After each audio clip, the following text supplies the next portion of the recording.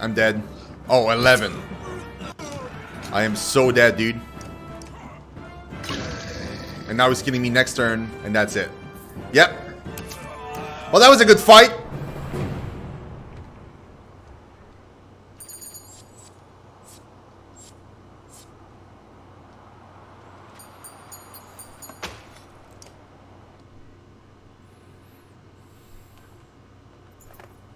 Despite your best effort, tired and overwhelmed, fighters are dropping all around you. You watch helplessly as Ogun takes a blow to the head. His brother Mogan screams, rushing to his side, and you have to drag him away before he falls as well. Ogun's wife screaming in agony at the news, holding her children close. No! One of my dudes died! You managed to escape before anything else goes wrong. We got a camp, dude. It didn't work out because everybody was dead, essentially.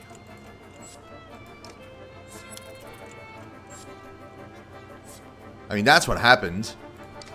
My guys were already injured. Like, we started the fight with less HP and less armor. Less everything.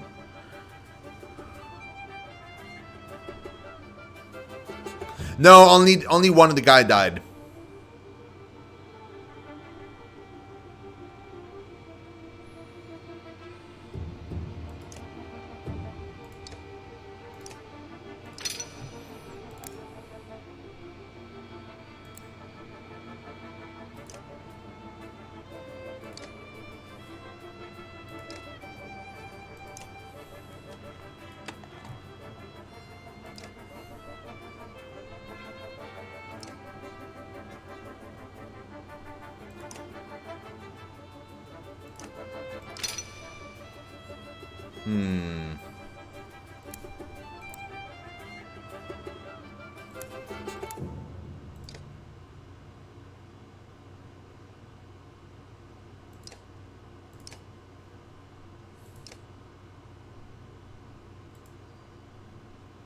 I don't understand why I cannot equip items.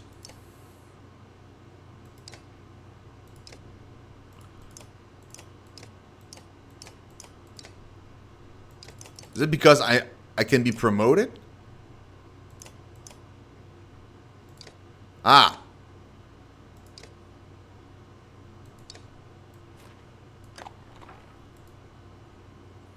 That should be interesting.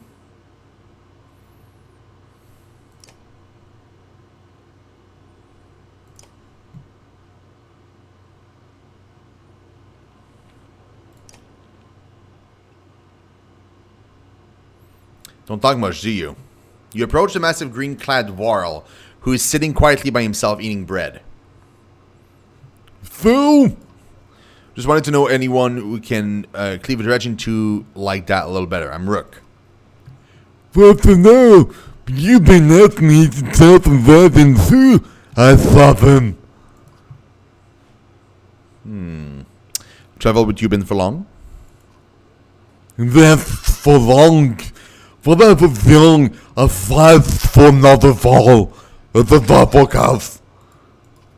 But I learned to swing a sword. Human says, well, gives me plenty of things to kill. To be honest, maybe it's too many things these days. You like that sword, huh? No, I love this sword. Give it to me while Slammer himself. When I start working for human, he said I protect the king's collection, I protect the king. Gunlof makes an expression somewhere between pain and frustration. I couldn't save it though. He makes a hand motion like an object falling from a tall height and exploding.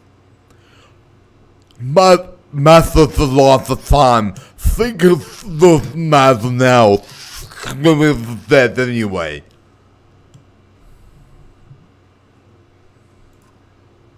I'll let you finish your meal. And next time, talk to me with not plenty of food in your mouth. Supposed to be friends with Guddle work. He pops the last hunk of bread into his mouth. Ooh, the food is gross. Yeah, it's just a mouthful of bread, you know?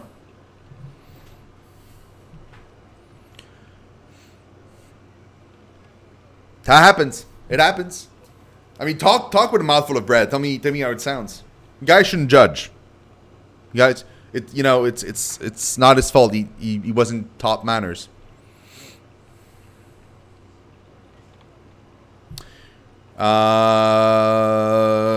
Leave. It does happen.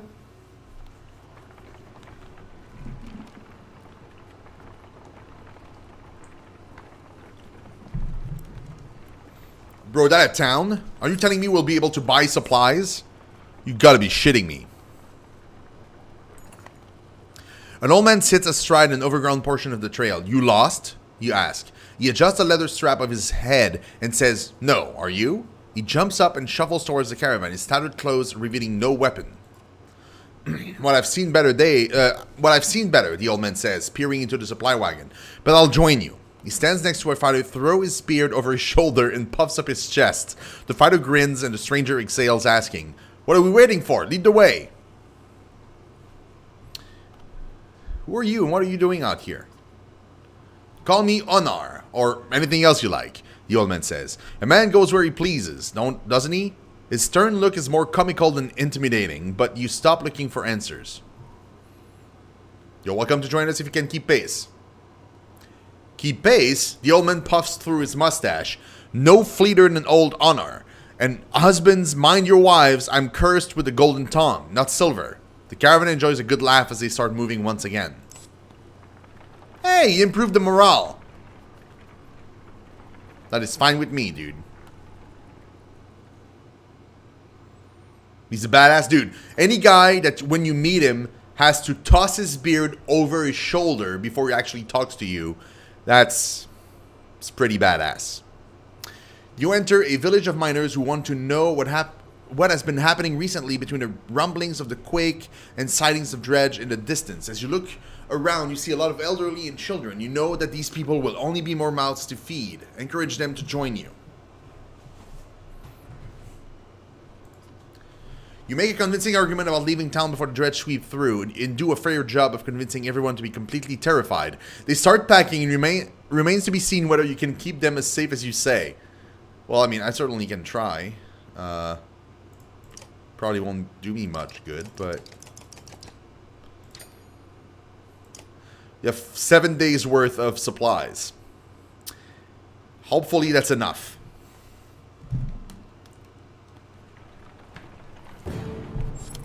Famous last words.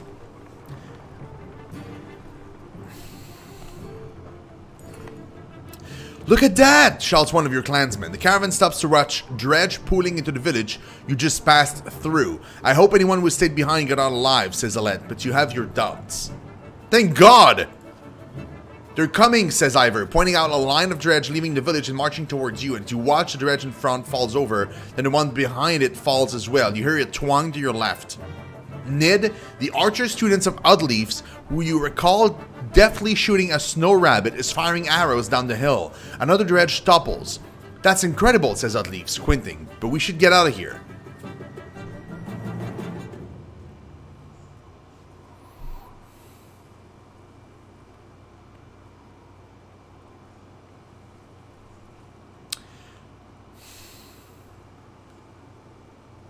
Oh, that's right, let's go.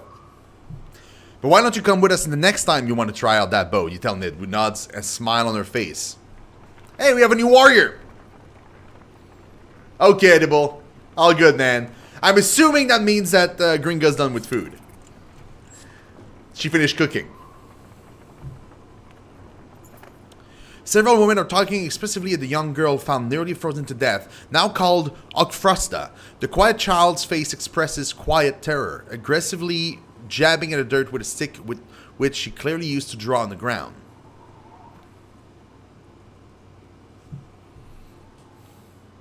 Study Okfrosta's drawings.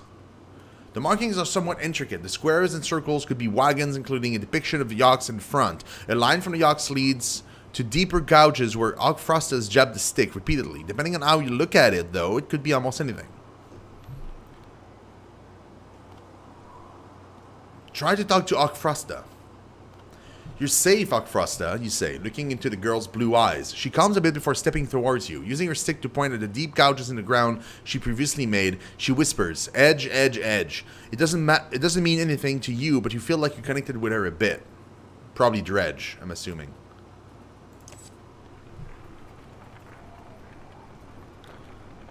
That's cool, though, because this whole interaction could not have happened if we didn't save the girl. Like, we saved her, and that's kind of what made it so that now it makes something. That's a godstone, by the way.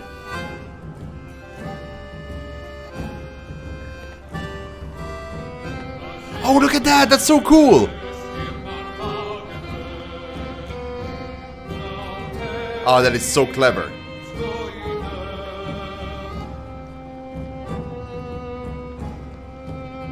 Look at how cool this is. That's pretty cool. The Godson of Thunder passes around you. In the frozen climates here, it looks like the rock is split and is falling apart, held together only by the deep snow.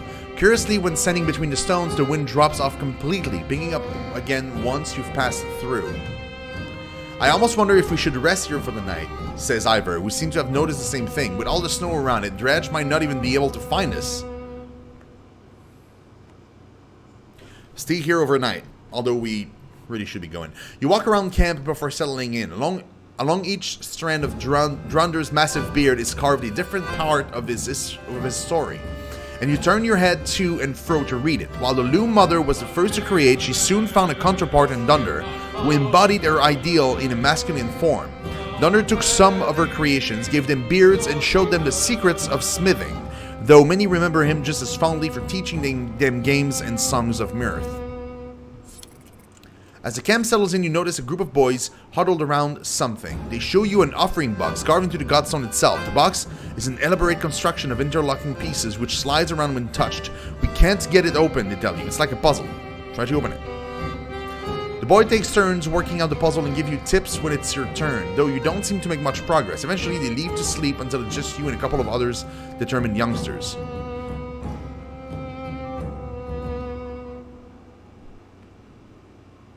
Keep working on the puzzle box?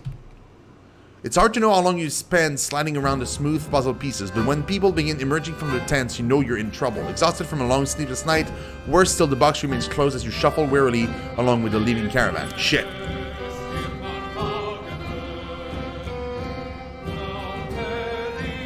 That's a bit unfair, though, because the game took 2 days of food worth from me.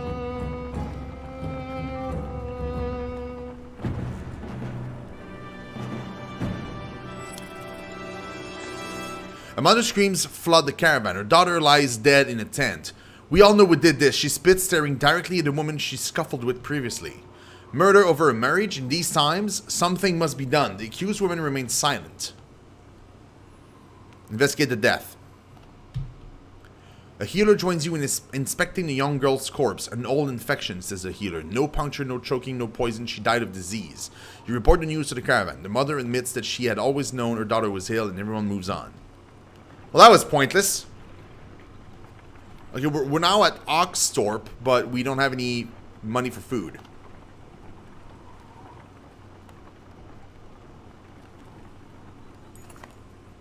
In the distance, Oxthorpe smolders like an old campfire. Even from here, you can see black figures shambling through. That looks like a dead town, remarks Ivor, confirming your impression. There's usually survivors, I'd leave remind you. Check it out just in case. I hope others would do the same for me. Dredge are nothing we haven't faced before. Ivor grunts, but otherwise says nothing. Besides, it might throw Bellower off the scent a bit. You head a day's march out towards Oxthorpe. That better be worth supplies.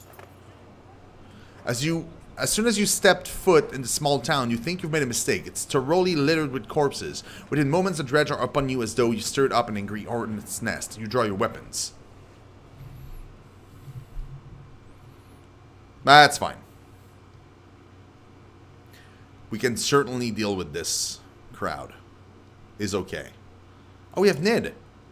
What's her? Oh, she's a bowmaster. Wait. We have a Sky Striker and an Eagle Hawk. What is a bowmaster? The bowmaster uses her longbow to shoot further than other less experienced archer, and she always hits her mark. Burst of Prey makes it possible for her to strike units before they are able to get in attack range, and allows her passive puncture to be used against more enemies who may have been out of range from a normal shot. That's pretty good. She's got points to spend. We'll give her that and this.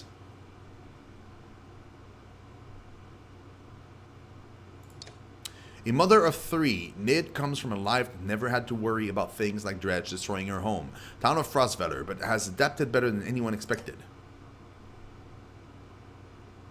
I mean, cool. Cool for her. Do we need him, though? I mean, he's level 5. And he can mend armor.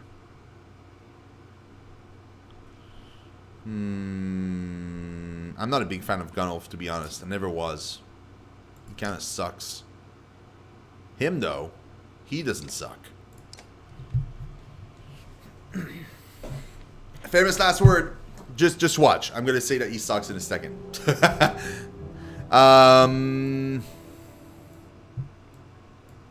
Dude, look at that. He's only got one arm now. I just noticed. Let's move here.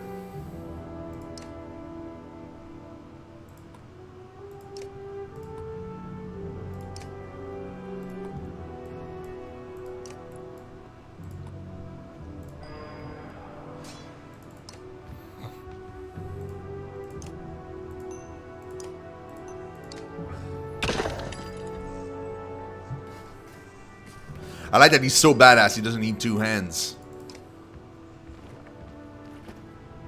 Just like, you what, mate?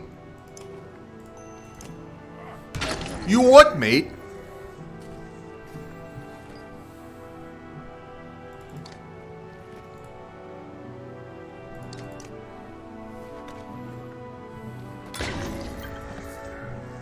That went pretty well. Not gonna lie. Ow.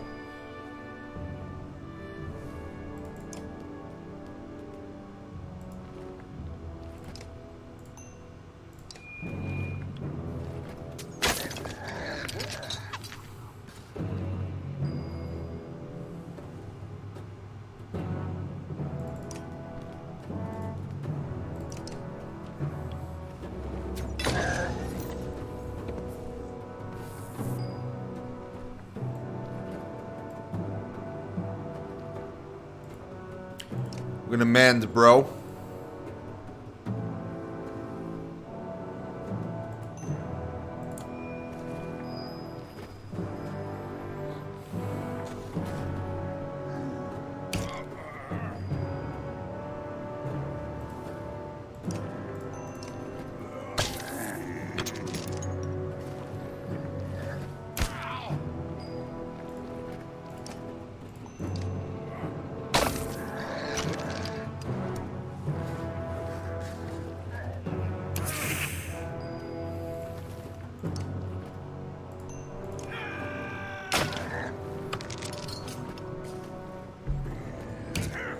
Ooh, that hurts, man.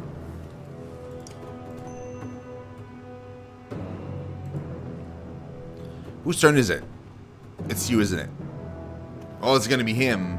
Then it's gonna be you. Starting to limit the damage a little bit.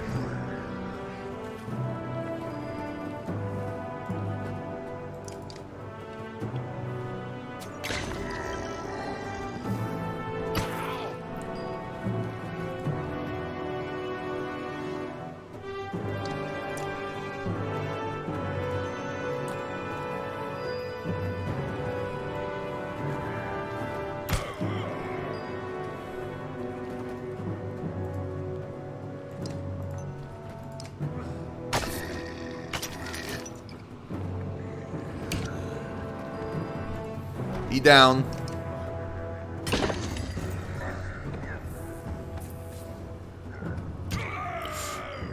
Ooh, bro.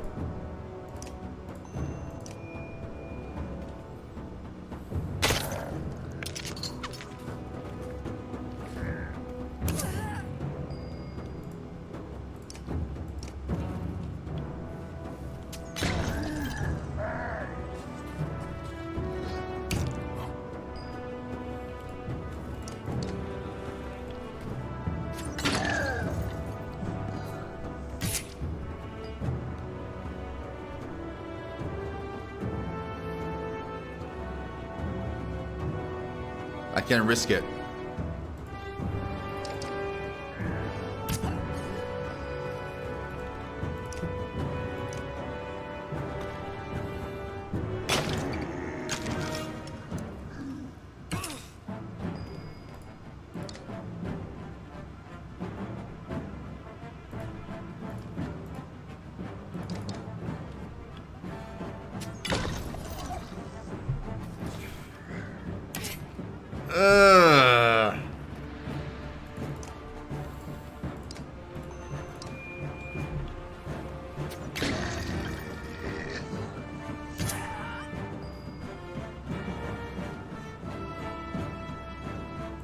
Okay, now's the time. I just need to move. Here.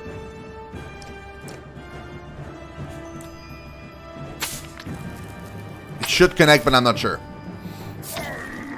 It did not connect. Shit. Although he's fighting me, it's okay.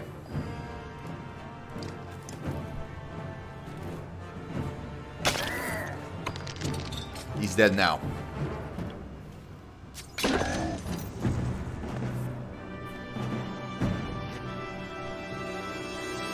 Whew! Man, that was rough. These fights are not easy.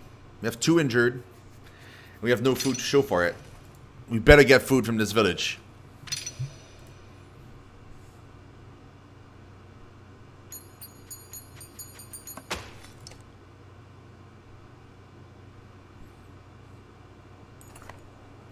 The sun is nothing but ghosts and now covered in more dredged bodies too. Remarkably, as you're about to leave, you find an old man sitting quietly in a tattered market stall with a couple items in front of him. He hums to himself as if nothing were wrong and seemed to be in shock. Your clansmen gather him into the caravan before you leave.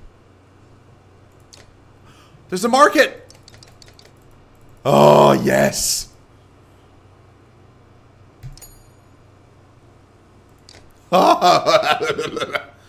Thank God. Talk to her. I don't know if we've ever spoken. I'm Nid, you're Rook, I know. We've actually been traveling together for a long time. Isn't it strange how you can be so close to people and not know them? Every day I pass people I swear I've never seen before. I wanted to thank you for letting me join you. Have you always been such a good shot? Honestly, I've never even tried before Oddleif made me. I spent my whole life making clothes, cleaning. Oddleif's good, but I don't think it was all her doing. It feels right. I just look where I want it to go. Anyway, I feel better. The caravan, the people worrying all day and making problems. Sometimes they really stew in their misery. I'm glad I can do something helpful. Where are you from? I don't think you're from Skogr. I knew most of the people there. No, I had a house in Frostfeller. But we were driven out when the dredge started to show up. My husband died trying to protect our home. My sons and I were thrown out into the fields. I'm sorry. Ekil's band killed my husband. Now Ekil is traveling with us. For a long time I was angry. Why did he get to live? Why did you decide for the rest of us? You look away momentarily, not sure what to say. But I've let it go. I have 3 sons and I don't want them to grow up with hatred in their hearts. That's why I wanted to thank you. You're welcome. I should be going. Don't think anything of it. We all have our own problems to deal with. Let me know if you need me to put an arrow in something. She returns to her tent where her boys are waiting for her. Cool. Cool. I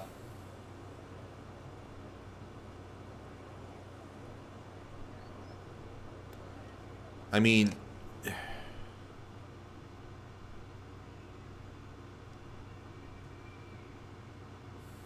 I don't get it, because technically when you're just traveling, right, and you spend a day traveling, you're sleeping like at night. You're not resting, but you're sleeping. And technically it should be enough to lower the days here. Somehow it doesn't do it though. I think, because it says rest in camp to heal. So if you don't rest in camp, you're fucked. I can spare 1 day. That is all. That's it. Because we don't have the food.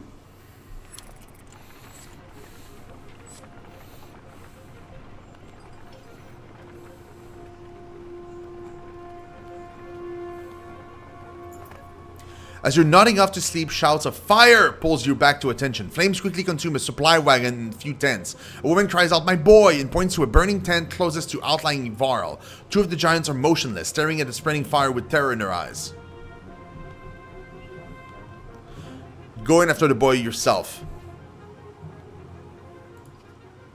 Wrapping your cloak around you, the smoke, flames, and tent become a blur as you grab the boy and slice through the back canvas with your hunting knife. You meet the ashamed look of the older Varl while the crowd cheers on your heroic act. Unfortunately, the supply wagon didn't make it. We lost all of our supplies? All of them? He said a supply wagon, not the supply wagon.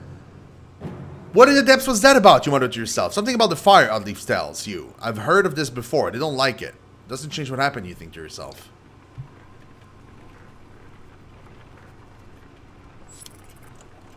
Yeah, we're starting to lose people. Yeah, because we're dying, essentially. Please tell me the Godstone has food.